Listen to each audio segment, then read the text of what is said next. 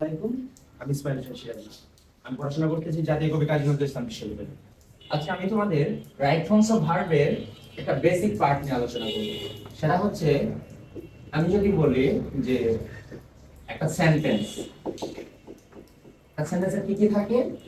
Subject, verb, object থাকে। আচ্ছা, এরপরে আর কি থাকতে পারে? এক্সটেনশন থাকতে পারে। হ্যাঁ, এক্সটেনশন। তাহলে এখন যদি আমরা বলি সেন্টেন্স কি আমাদের অটোমেটিক্যালি এসে পড়ছে? না, অবশ্যই না। এখন একটা সেন্টেন্স আসতে গেলে তো কি আছে? একটা প্রথমে কি আসে? সাউন্ড। একটু যদি ডিটেইলস দেখি, সাউন্ড অর্থ কি? ধ্বনি। অর্থাৎ মনের ভাব প্রকাশ করার জন্য আমরা যেসব সাংকেতিক চিহ্ন ব্যবহার করি সেটা হচ্ছে সাউন্ড। আচ্ছা, পরবর্তীতে আমরা দেখি লেটার। লেটার অর্থ কি? বর্ণ। এই ধ্বনি নির্দেশক চিহ্নকে কি বলা হয়? বর্ণ বলা হয়। এখন আমরা যখন মুখে বলছি এ বি সি, সেটা হলো সাউন্ড। আর যখন আমরা কি করছি, খাতায় লিখছি, সেটা হয়ে গেছে লেটার বা বর্ণ। আচ্ছা, এখন আমরা যদি বলি ওয়ার্ড, ওয়ার্ড অর্থ কি? শব্দ। এই কতগুলো লেটার মিলে কি গঠিত হয়? ওয়ার্ড গঠিত হয়। অর্থাৎ সাউন্ড আর লেটার আমরা যদি ডিফারেন্স দেখি, একটা হলো কি আওয়াজ, আর হলো খাতায় লেখা। আর ওয়ার্ডটা হলো কি? শব্দ। কতগুলো লেটার মিলে একটা শব্দ গঠিত হয়। আচ্ছা, পরবর্তীতে আসি আমরা একটা সেন্টেন্স। সেন্টেন্স অর্থ কি? বাক্য। এই কতগুলো ওয়ার্ড মিলে একটা বাক্য গঠিত হয়। আর এই বাক্যটা তখনই অর্থবোধক হবে যদি সাবজেক্ট, ভার্ব, অবজেক্ট মেইনটেইন করবে। এখন আমরা যদি দেখি সাবজেক্টটা কি, একটা সেন্টেন্স যদি আমরা বলি যে আই ইট রাইস, সাবজেক্টটা কি? যাকে উদ্দেশ্য করে কিছু বলা হয় সেটা কি? সাবজেক্ট। আর ভার্বটা কি? যেসব ওয়ার্ড দ্বারা করা যাওয়া হয় তাদের বলে সেটা হলো ভার্ব। আর অবজেক্ট, ভার্বকে কি বা কাকে দ্বারা প্রশ্ন করলে যে উত্তর পাওয়া যায় সেটা হলো অবজেক্ট। যেমন আমি কি খাই? ভাত খাই। আমি ফুটবল খেলি। আমি কি খেলি? ফুটবল খেলি। এখানে ফুটবল হলো অবজেক্ট। আচ্ছা, এখন আমরা আসি পার্সনের ক্ষেত্রে। পার্সনের ক্ষেত্রে যদি আমরা আসি, পার্সন প্রধানত তিন প্রকার। একটা হলো ফার্স্ট পার্সন। ফার্স্ট পার্সন কোনগুলা? I, we. তারপর আসলো কি? Second person. সেকেন্ড পার্সন হচ্ছে কি? ইউ। তারপরে আসি আমরা কি? সে থার্ড পার্সন। থার্ড পার্সন কি জানি আমরা? আমি, তুমি ছাড়া ববে আসে যারা থার্ড পার্সন তারা। অর্থাৎ হি, শি, দে, রহিম, করিম, যদু, মধু, কদু, বতল, ঠোঙ্গা যা আছে সবই কি? Third person. আচ্ছা, ইটিসি। এটা আমাদের কি কাজে লাগবে? আমাদের সকল গ্রামারের ক্ষেত্রে এটা কাজে লাগবে। কেন? দেখো, রাইট ফর্মস অফ ভার্বে আমরা যখন বলবো সাবজেক্ট থার্ড পারসন সিঙ্গুলার হলে ভার্বের সাথে কি হয়? এস বা ইএস। আচ্ছা, এখানে বললাম যে হি ইটস রাইস, আবার বললাম যে হি ক্যাচেস ফিশ। দেখো তো এখানে হিটা কোন person? Third person singular number. আচ্ছা, এখানে হিটা কি person? Third person singular number. দেখো তো এখানে পড়ছে ইটস, এখানে কি পড়ছে? E, catches. তাহলে এখানে পড়ছে এর যোগ হয়েছে, এখানে কি হয়েছে? ইএস যোগ হয়েছে। কেন বলো তো? দুইটাই তো থার্ড পারসন। অবশ্যই কনফিউজড পার্ট আমাদের এটা। আমরা যারা না বুঝি তারা আমরা অনুমানে বসাই দিব যে একটা ইএস না হলে ইএস। কিন্তু আমরা যারা একটু স্মার্টলি শিখবো তারা হচ্ছে যদি ভার্বের শেষে এস, এসএইচ, সিএইচ, এক্সজেক্ট কি থাকে? ও থাকে, তাহলে কি বসবে? ইএস। দেখো তো ক্যাচের শেষে সিএইচ আছে কিনা? ক্যাচে তাহলে কি বসবে? ইএস। ইএস। আচ্ছা, আরেকটা एग्जांपल যদি আমরা দেই যে হি ড্যাশ হুম বললো, এখানে ব্র্যাকেটে দিয়ে দিয়েছে হু, তাহলে হি কোন person? Third person. Third person singular. তাহলে আমরা বসাই দেব কি? ভার্ব। তাহলে আমরা গো বসাইলাম, এখানে এস দিব না ইএস দিব? দেখো ইএস দিব। কেন? শেষে ও আছে। ক্লিয়ার? আচ্ছা, এখন আমরা পার্সনের বিষয়টা দেখতে পারলাম। এখন যদি আমরা দেখি যে সাবজেক্টিভ ফর্ম, সাবজেক্টিভ ফর্ম হতে পারে, অবজেক্টিভ হতে পারে, পসেসিভ, পসেসিভ ফর্ম, পসেসিভ এর অ্যাডজেক্টিভ হতে পারে, বা পসেসিভ প্রোনাউন হতে পারে নাকি? প্রোনাউন। আচ্ছা, আই কি ফর্মে আছে বলো তো দেখি? আই কি সাবজেক্টিভ না?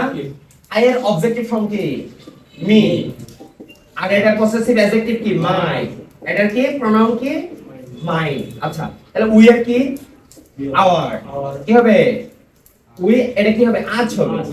আজ, আওয়ার। তারপর কি হবে? আওয়ার্স হবে। আচ্ছা, ঠিক সেরকম ইউ এর কি? ইউ কি কোন person? Second person. You, your, yours. আচ্ছা, তাহলে পসেসিভ অ্যাডজেক্টিভ আর পসেসিভ প্রোনাউন দুটো কিন্তু আলাদা। তারপর আসলো হি। হি কি হবে? Him, his, his. আচ্ছা, তারপর শি এর অবজেক্টিভ ফর্ম কি? Her, her, hers. তারপরে কি? দেয়ার কি হবে? Them, their theirs. আচ্ছা, তারপরে ইট এর হয়ে সেম ইট তারপরে হবে ইটস, তারপরে কি ইটস। এটা কেন বললাম, যেমন আমাদের সাবজেক্টিভ ফর্ম আছে, এটা অবজেক্টিভ এটা। এখন ফার্স্ট পারসন কোন দুইটা, আই উইল ফার্স্ট পারসন, এর ভিতরে যেগুলো আছে সবই ফার্স্ট পারসনের মানে আওতায়। আর এই যে ইউ আছে, ইউ এর ভিতরে যেগুলো আছে সব সেকেন্ড পারসনের আওতায়। তারপর বলছি থার্ড পারসন, এন্ড থার্ড পারসনের কোনটা কোন ক্রাইটেরিয়া সেটা আমাদের শেখা লাগবে।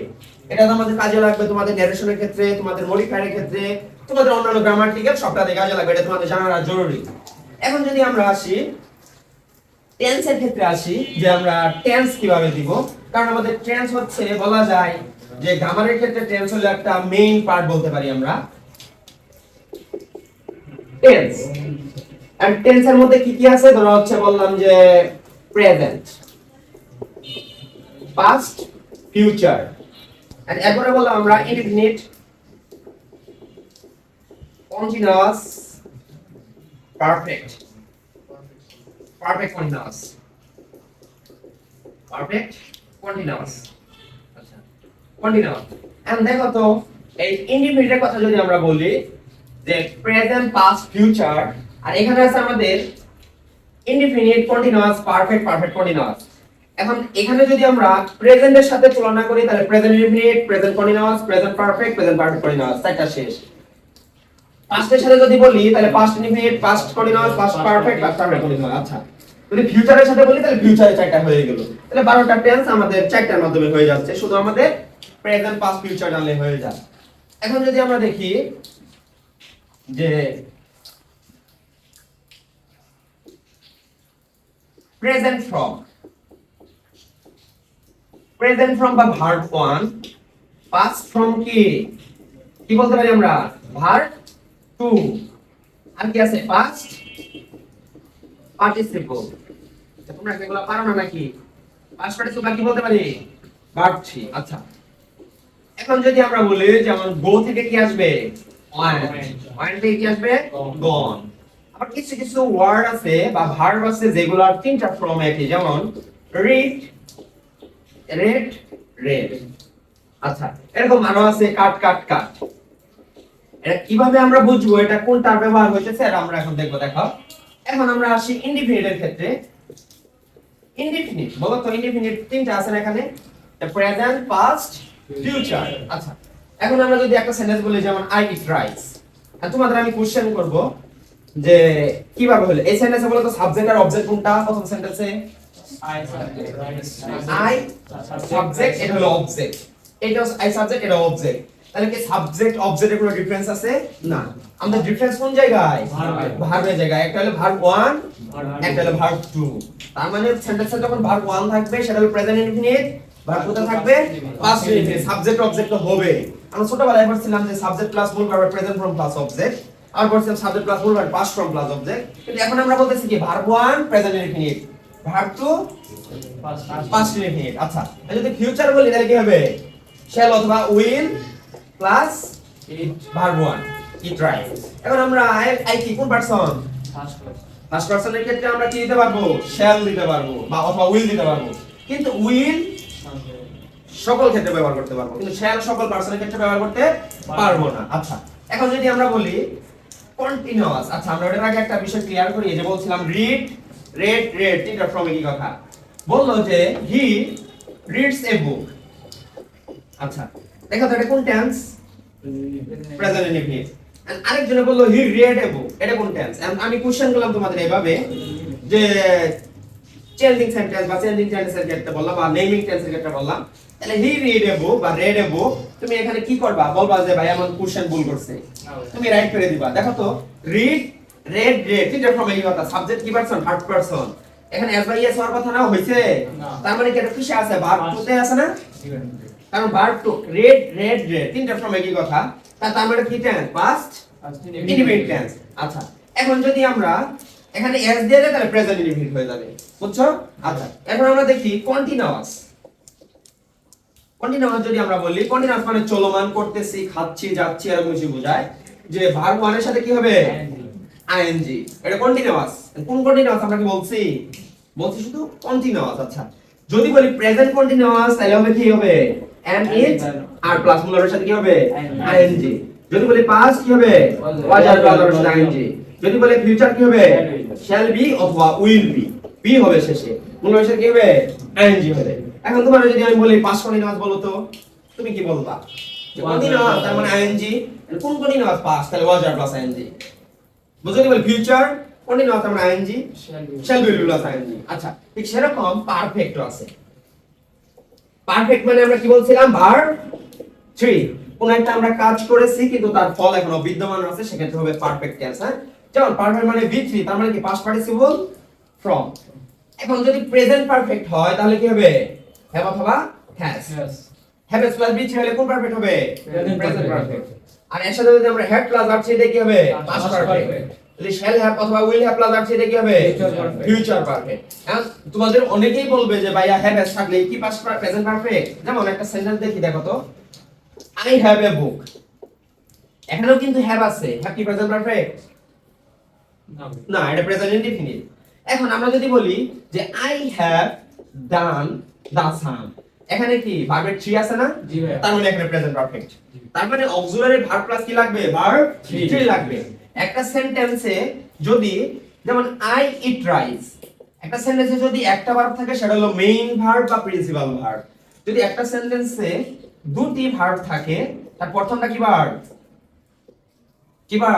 অক্সিলারি ভার্ব অক্সিলারি ভার্বকে আমরা কি ভার্ব বলতে পারি হেল্পিং ভার্ব বাংলা বলে ফেলছো এটা হেল্পিং ভার্ব হ্যাঁ আচ্ছা তাহলে মূল কথা কি বললাম পারফেক্ট মানে ভার্ব 3 কোন পারফেক্ট বলছি প্রেজেন্ট পারফেক্ট তাহলে কি হবে have plus verb 3 past perfect had plus verb 3 future perfect হলে কি হবে শ্যাল হ্যাভ প্লাস ভার্ব 3 আচ্ছা পারফেক্ট কোনই না আসলে কি কথা have been has been plus verb 3 ভার্বের সাথে আইএনজি পাস্ট পারফেক্ট কোনই আসলে কি হবে had been plus ING future perfect কোনই আসলে কি হবে shall have been plus ING তাহলে তোমাদের হচ্ছে এটা নিয়ে তোমাদের আমি কিভাবে লিখতে দিব আগামী ক্লাসে তোমাদের আমি বলবো যে আই প্লে লুডো বললাম এটাতে তোমাদের আমি বলে দিব যে এটার পাস্ট ইনডিফিনিট করো তোমরা এটা চেঞ্জ করবা যেমন আমরা কি জানি পাস্ট ইনডিফিনিট মানে কি ভার্বের 2 তাহলে এখানে আই প্লেড লুডো হবে কি হবে প্লেড লুডো হবে আর এটা তোমাদের আমি কেন শিখাইলাম রাইট ফর্মস ভার্ব কি কি কাজে লাগবে একটু নমুনা দেখাই আগামী ক্লাসে তোমাদের এই ক্লাসটা রাইট ফর্মস ভার্বটা শেষ করে দিব দেখো